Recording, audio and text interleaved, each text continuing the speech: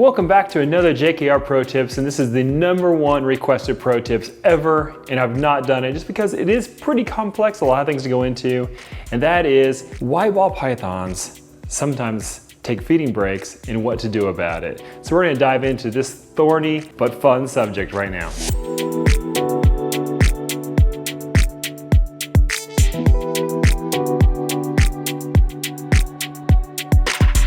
So if you've ever owned a ball python or even just heard about ball pythons, you probably know that it's just one of those things about them that people say they go off feed. And that's definitely true. In the past 20 years here at Kobylka Reptiles, we've hatched over 10,000 ball pythons, plus we have our own stock collection of all different ages. And we can definitely say, without reservation, they do go off feed in a very natural way. It's just part of the species and who they are. So in preparing for this video, I came up with 4 main reasons why ball pythons go off feed. The first one is stress. And stress for a ball python could just be anything that makes it feel uncomfortable. It could be that it doesn't have anywhere to hide. For ball pythons, that's the #1 stressor, because in the wild they choose to be underground, they only come in at night, they don't want to be visible to predators. So if you have a caging situation where they're in an aquarium, or some situation where they're in a large space with nowhere to hide, they're going to feel stressed and nervous, and that's not going to make them want to eat. Another aspect of stress would just be poor conditions. Could it be just bad husbandry or improper temperatures, or sometimes way too hot a hot rock, or a heat lamp that's too cold or too hot, or you name it. There's so many different things that can make the animal feel stressed because the environment's not correct or healthy for the animal. It's kind of like if you were put into a very cold situation or a very hot situation, feeding wouldn't be your #1 priority at that point. Another reason they go off feed is because they're generally just picky. Ball pythons tend to be very habit forming. We're going to talk about that more later, but definitely so when it comes to their choice of food. A lot of times what ball pythons are fed as babies, what they're kind of established on early, they tend to get very stuck on that in the sense that they establish that smell is what they eat. And sometimes if you're offering them a completely different type of rodent or a size of rodent that's very unfamiliar to them, or even if you're trying to offer them frozen thawed instead of live or vice versa, all those things can lead to having a picky eater, which means it just wants what it wants, and that's just how it is. The third reason they go off feed is a seasonal reason. So what I've noticed is that in the natural cycle of ball pythons, in the breeding cycle, males tend to go off feed during the breeding season while they're courting and breeding females. Females also tend to go off feed during the breeding season once their follicle size gets to a certain size and they go into ovulation and laying. And so that seems like a natural cycle just built into ball pythons, and it seems like even at the younger stages they tend to kind of fall into that cycle early.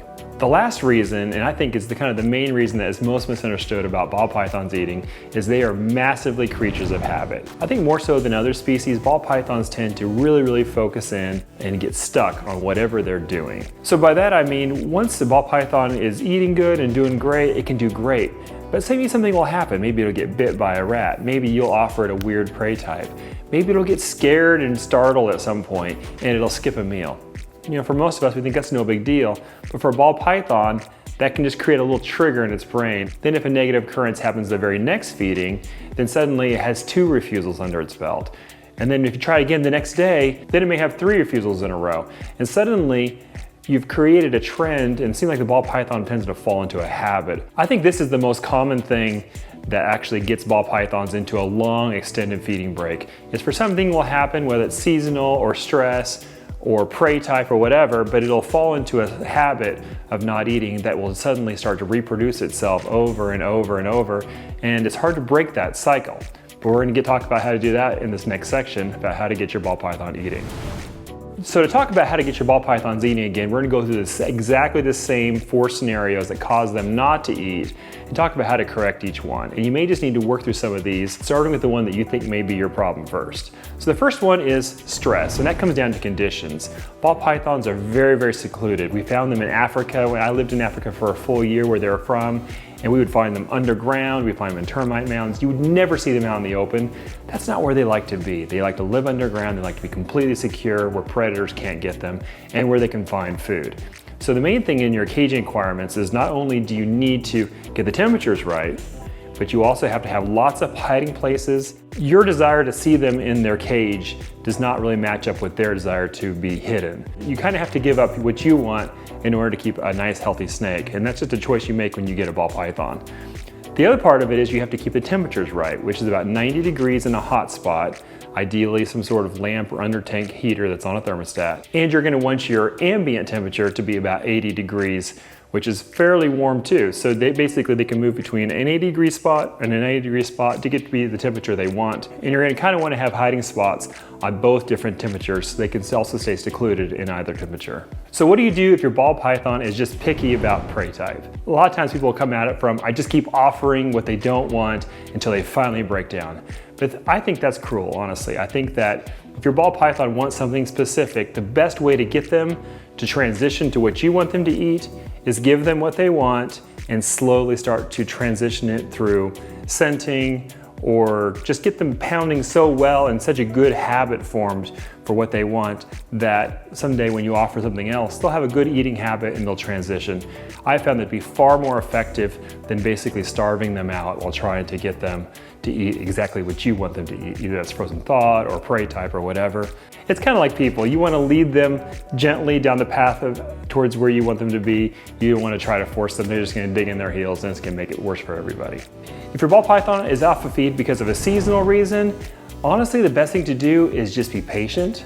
Be patient and not stress about it so much. As people, we are very, very used to the idea that you have to eat meals 3 times a day in order to be healthy. And for other types of animals, especially ball pythons and other reptiles, that is just not the case. Their metabolism is not built for that.